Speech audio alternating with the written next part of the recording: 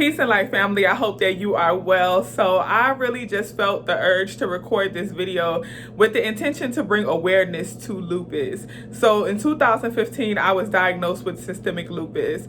From the time that I was very young, I was always struggling with constantly being sick. I was always sick. Like most of my school pictures I have from when I was a child, I looked sick, and you could just tell that I wasn't feeling well. And I just remember not feeling well quite often. I had a lot of digestive issues, and it just, nobody knew what was really going on. My mother would constantly take me to the doctor. I remember being tested for so much stuff, and I was either not being diagnosed with anything or being misdiagnosed with everything from Crohn's disease to I remember losing pigment in certain areas of my skin. They was trying to say I had vitiligo, but then the pigment would come back, so it wasn't vitiligo. It just, nobody really knew what was going on. And it wasn't that lasted for years until my teenage years. I remember being in high school, and every time I would go out in the sun, I had moved to Augusta, Georgia, and every time I would go out in the sun, I would get really, really sick to the point that I felt like I was going to throw up. Sometimes I would feel like I'm going to pass out, and then I was easily getting sunburned. So I had photosensitivity. The doctors thought that maybe the photosensitivity was caused by a dead gallbladder. So the doctor went through a slew of tests. I remember getting tested for everything, going to all kinds of specialists. And finally, they was just like, look, only thing that we can see is that your gallbladder is no longer working, and it's rotting inside of your body. So we are going to remove your gallbladder, and hopefully that helps. They removed the gallbladder when I was 17, almost 18 years old. As soon as I hit 18, I had Medicaid. I came from a low income family. We lived in the projects. As soon as I hit 18, my Medicaid was over. It was done. So after that, I didn't have any health insurance. I went to college, and I still was in the same condition. I wasn't feeling well, but I didn't have any health insurance, so I couldn't keep going to the doctor until I could figure out what was wrong.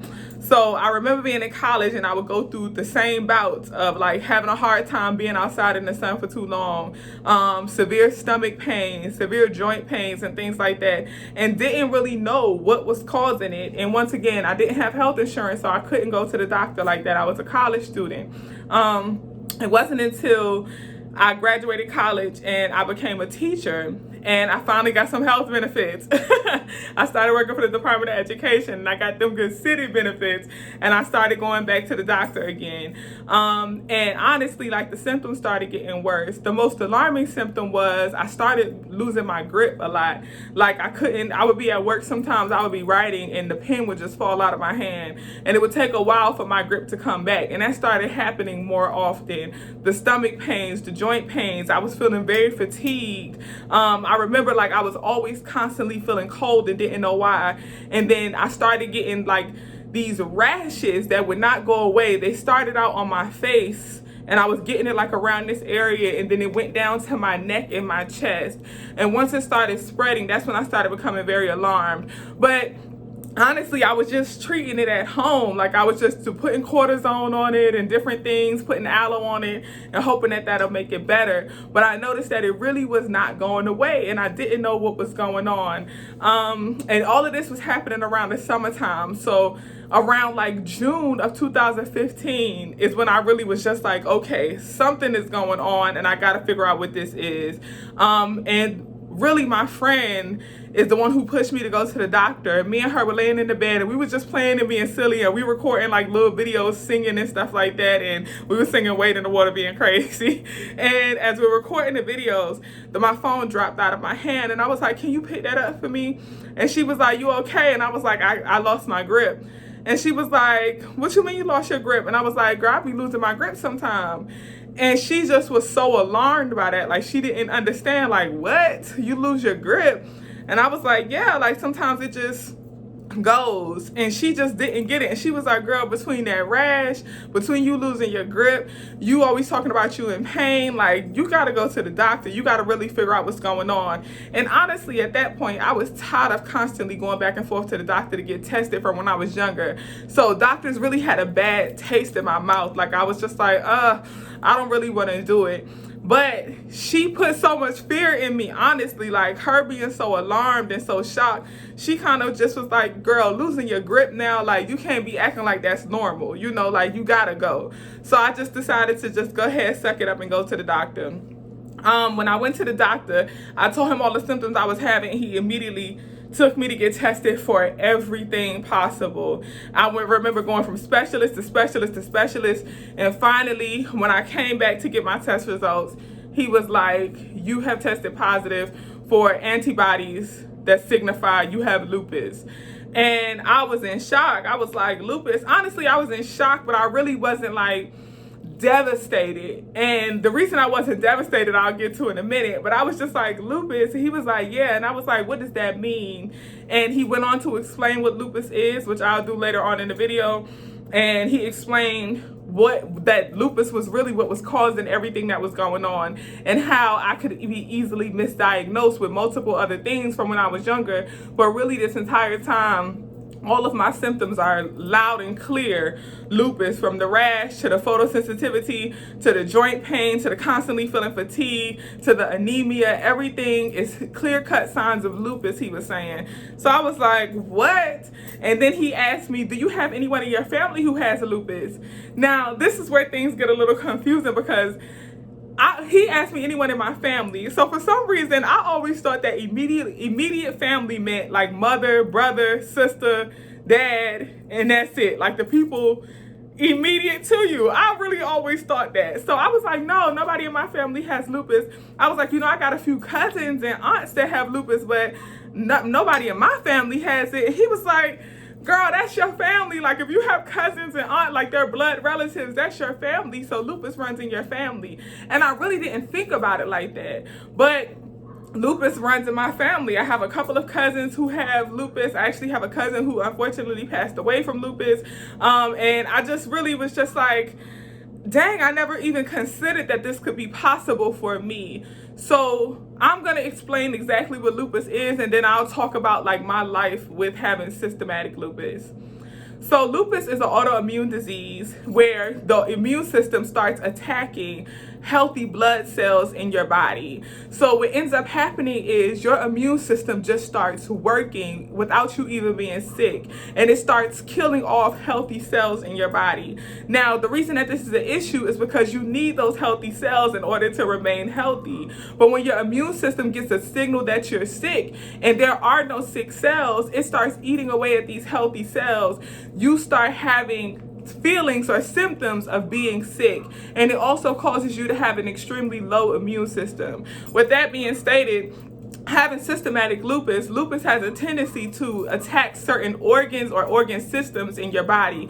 Most often it affects the kidneys, the liver, the heart, the lungs, so on and so forth. And for a lot of people, it affects their skin. That's why one of the main symptoms of lupus is the rashes. Some people get the butterfly rash on their face, which I initially had. That's where the rash first started. I started getting it like on my cheeks, and I started getting it around my mouth, and then I started getting it up my neck and down my chest. And once it started spreading, that's when I knew something was going on. Some people experience a rash full body. You have some people who they experience rashes in their scalp and so on. So like skin irritation, lupus can definitely affect your skin. Other symptoms of lupus also include hair loss, hair thinning, which I also have experienced. I noticed that over time, my hair started getting thinner and thinner, and because I have locks, like I really initially wasn't noticing it at first, but then I started being able to see my scalp. Like I'm a freeformer, but at first I couldn't really see my scalp. Now I can see my scalp. So I know that my hair has started thinning at one point, and it's still kind of sort of thinning, but I'm doing well with coping with my symptoms, and I'll talk about how I cope with symptoms later on. But hair loss or hair thinning is another symptom. Another major symptom and very common symptom of lupus is joint pain. So like elbows, wrists, fingers, toes, any joint in your body sometimes will be sore because lupus causes inflammation in the body. So you'll have inflamed joints and joint areas. So you'll see a lot of people with like swollen feet, swollen ankles, swollen hands, things like that. So it causes a lot of swelling, which also leads to even more joint pain. Another symptom of lupus that a lot of people struggle with is the fatigue, constantly feeling tired, constantly feeling worn down. No matter how much sleep you get, you feel tired. That's honestly a symptom that has been affecting me greatly lately. Like, I've been feeling very drained, and that's how I know that a flare is coming, and I'll discuss what a flare is later on. But the number one way I know a flare is coming is when the anemia kicks in, and honestly, this dog is going crazy. I don't know. But a way that I know a flare is coming is when I start getting really tired, really fatigued, and then my anemia starts really heavily acting up. And when I say my anemia, I mean like my iron just drops dramatically. So I start craving, like, a symptom of having anemia is pica. So this sounds really, really weird. But I start craving weird stuff. Like, I start eating a lot of ice. I start wanting, like, craving toilet tissue and things like that. That, like, ice and tissue are the two big things, are my two big signs that, like, my anemia is really going crazy. So when I start being in the bathroom and I'm looking at the tissue, like, dang, that look like that tastes good, I know, like, girl, you need some iron in your body. And I'm also vegetarian, so I do have to end up taking iron pills most often because I'm not getting iron from meat. I have to eat a lot of spinach and kale to get the amount of iron that I need to supplement the iron that I'm not having, or the iron deficiency that I have due to lupus. But yeah, so anemia is a big symptom. Fatigue is another symptom. Once again, just constantly feeling tired and drained, worn out. And it's not even so much like you want to go to sleep, but it's just like you don't have the energy to move throughout the day. So I don't really feel sleepy like I want to go to sleep, but I just feel worn down, and that's the fatigue aspect of it. So I went through the joint pain, I went through the swelling, the hair loss, the skin rashes. I talked about the fatigue. I talked about the anemia. Also, like, photosensitivity is a huge one. So if you pay attention, or if you not pay attention, but if you watch my vlog, and when I went to Bali, I put some photos in there of the sunburn that I had. And like, y'all, I can sunburn so easy. My skin is so sensitive to sun, to where sometimes, like, if I'm in the sun too long, I start feeling like I'm on fire. Like, I feel like my skin is peeling off. And I don't even have to sit out there for an hour or two. Like, I could be in the sun for 20, 30 minutes, and I'm like, oh my goodness, like, it's real. So, and the photosensitivity also triggers a lot of other symptoms. What starts happening is you being in the sun, or someone with lupus being in the sun, the immune system takes being in the sun as, oh, I'm sick, let's start fighting. And then those healthy blood cells start being, or those healthy cells start being fought off, and which is a bad thing, which is it leads to the other symptoms, which then leads to a flare. Another thing that can happen, like, too much strenuous movement, too much strenuous body movement. The body starts taking that as, oh, we got a muscle tear, we got a muscle ache, oh, we're sick. So the immune system is like, oh, let me start fighting. Once again, those healthy cells are being fought off, which becomes a problem. So anything that's out of the norm for the body, the immune system sees it as an illness. Now, with having an autoimmune disease, honestly, when I first, like, my doctor first said it, autoimmune disease, only time I've ever heard the word autoimmune used was in association with AIDS. So I was like, autoimmune, like, what do you mean? I was like, what? Like, how did I get this? And then he explained how lupus is hereditary, and it's also just something that really affects Black women. First off, women in general, 90%, 9 out of the 10 cases of lupus are women of all ethnicities. 65% of the 90% of women who have lupus are Black women. So African American women make up 65% of the women or female cases of lupus. Women in general make up 90% of the cases of lupus. It affects women between the ages of 15 to 44. So 15 to 44, that's a large age range, and anyone is susceptible to get it, but you are at higher risk if lupus runs in your family. So asking your family if anybody has lupus, and go get tested, go get checked out and see if you have it, especially if you are experiencing any of the symptoms that I just named: the unexplained fatigue, the skin rashes, the joint pains, the constant chronic joint pains, anemia, things like that. If you are experiencing those things, especially in conjunction, go get checked out for lupus. So I went over the definition of it. I went over how it works, where, you know, the immune system, once again, it's an autoimmune disease. So the immune system just automatically starts working and fighting off the healthy cells, which leads to a lot of the symptoms of lupus. A flare. So a flare-up is when your body is going through an episode. So essentially, when that immune system kicks in and starts fighting off those healthy cells, and it kills a certain amount of healthy cells, your body goes into what they call flare. That's when all the symptoms that you have, that you particularly have of lupus, just start hitting you at one time. And the reason I say the symptoms that you particularly have is because lupus affects different people differently. And I'll just go through certain celebrities who have lupus. Toni Braxton has lupus, and some of her main symptoms that she spoke about is hair loss, and it affects her heart. You have Nick Cannon, who has lupus, and he talked about how it affects his liver mostly and his lungs. You have Seal, the singer Seal, who has lupus, and it affects his skin. You have the rapper Trick Daddy, who has lupus, and it affects his skin and his hair. And then you have me, who have lupus, where I experience a lot of the chest pains. It affects my heart as well as my digestive system, my kidneys. So sometimes I'll experience pain, like when I'll have like a lot of chest pain. I'll feel like a tightening in my chest, almost like a struggle to breathe a little bit. And that's a huge side effect that I have. That's how I know a flare is coming.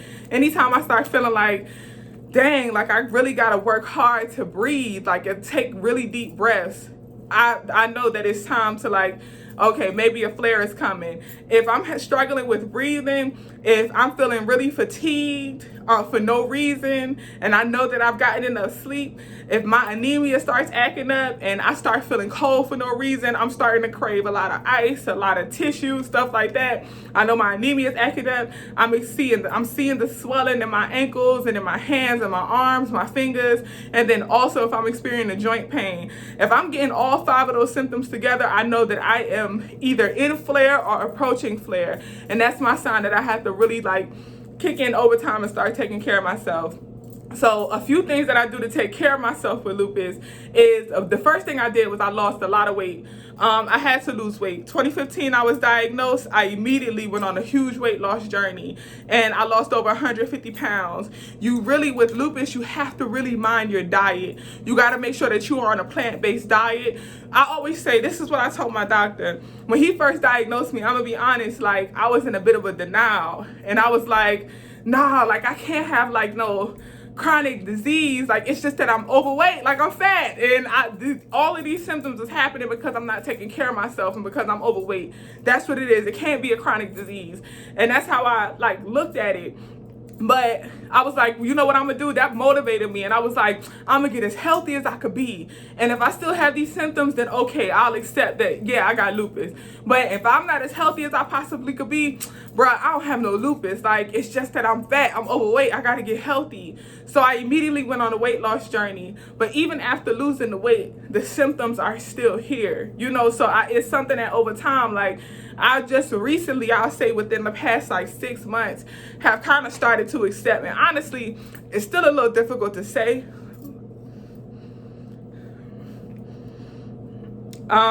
It's still a little difficult to say because nobody wants to have a chronic disease, you know. Nobody wants to like be in a position where, you know, you got this thing, something that you can't control about your body. So I really just wanted to bring awareness about it because I feel like there are a lot of women who experience a lot of these symptoms, and we often, as women, we are very strong, and we often write these symptoms off, and we just think like, oh, I'm just overworked, I'm just stressed out. But it really could be something going on with you, you know. So don't just write it off. And if you do get diagnosed with lupus, or if you don't, I urge you to take care of yourself. So holistic approaches that I use to take care of myself is, once again, managing and monitoring my diet.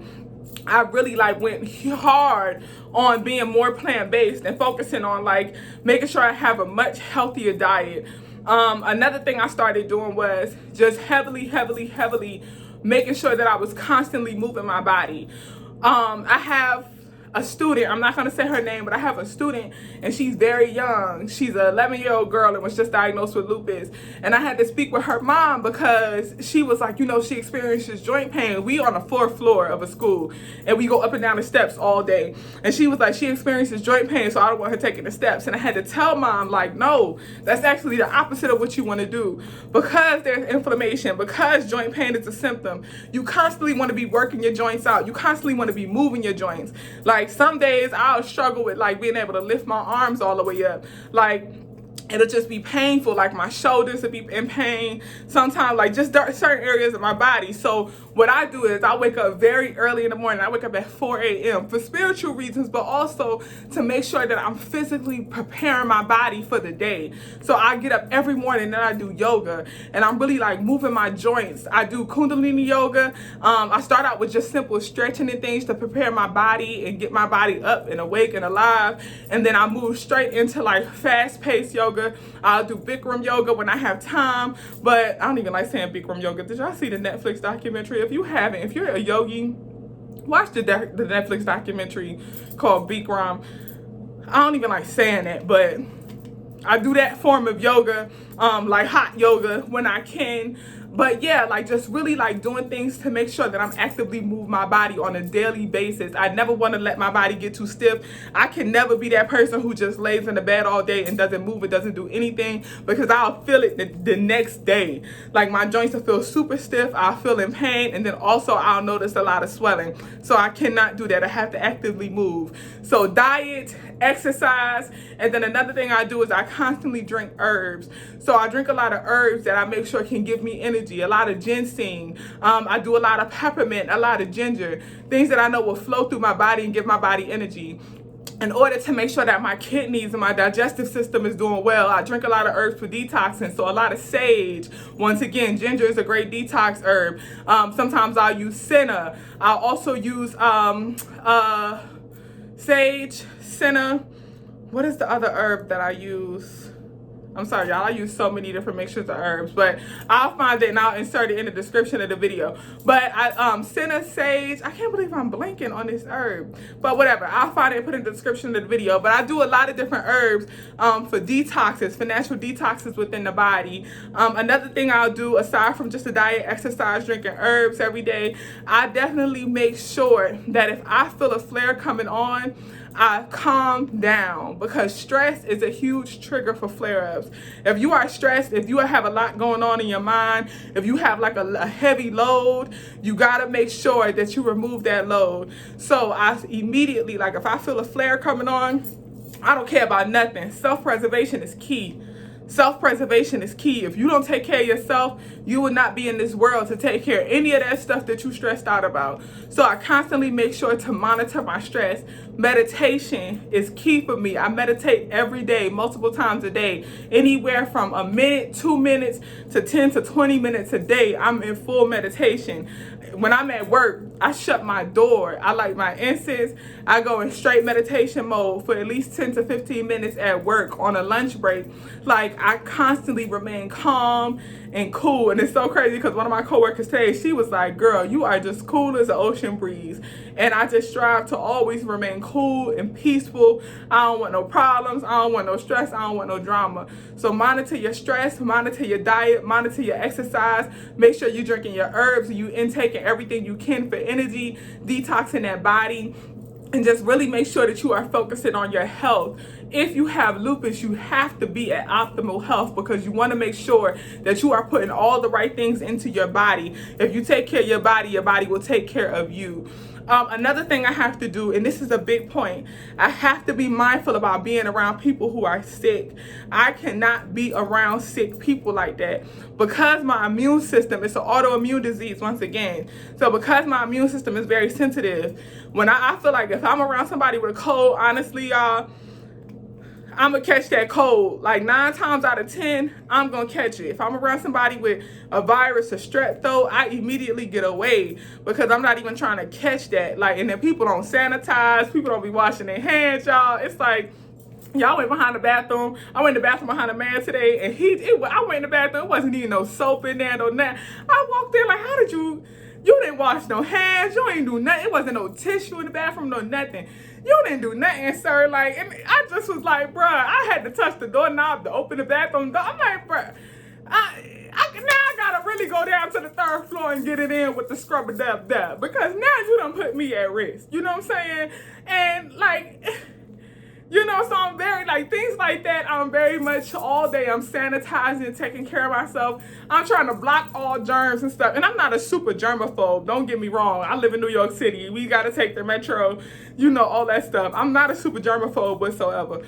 But what I will say is I definitely do my best to, like, mind who I'm around. If they're sick, I'm the first one to offer you something. Like, you need some cough drops, you want some herbs, you want something, let me help you take care of that. Because helping you take care of that is helping me avoid that. So let me help you. And then if you ain't trying to do nothing about that, I'm just going to slide on over here. So just be mindful about who you're around and really protect your immune system. Because once again, you don't want anything to trigger your immune system to even think that you're sick. Because if your immune system thinks that you're sick, it's going to start working. And then it'll start fighting off those healthy blood cells. Overall, family, I hope that this was some good information and that you guys learned as much as you could in this 20 minutes or so about systematic lupus. Once again, it's a autoimmune disease, a chronic autoimmune disease that affects you the rest of your life. So they say. I was watching a documentary called Heal on Netflix, and it was a woman in there who had lupus, and she was also just talking about the power of the mind. So my biggest cure for lupus is my mind, and really just focusing on staying healthy, focusing on the positive. I don't see myself as a person who is sick. I don't see myself as a person who has a disease. I see myself as a healed person. I see myself as a healthy person. I see myself as a well person. So just focus your mind on wellness. Y'all know my favorite mantra, I am well. And when I say that holistically. I am well spiritually, I am well mentally, I am well physically, I am well. Ashe. Peace and light, family. I hope this video was helpful. Like, share, and subscribe. Leave your comments or questions below. I'll either respond directly or I may do a whole video dedicated to your question or comment. Much love, family.